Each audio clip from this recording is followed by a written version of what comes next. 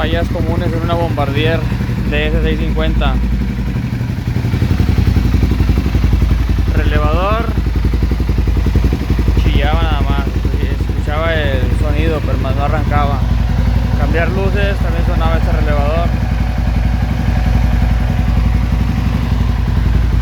Yo tengo el abanico directo en esta zona. El abanico lo tengo directo, lo tengo puenteado.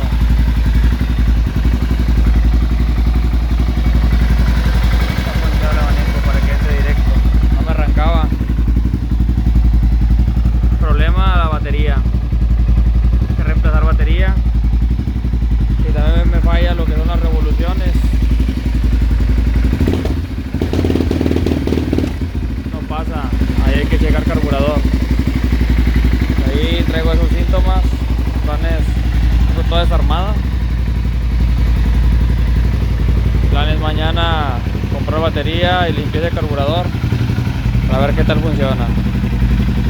Bombardier DS650 en proceso de trabajo.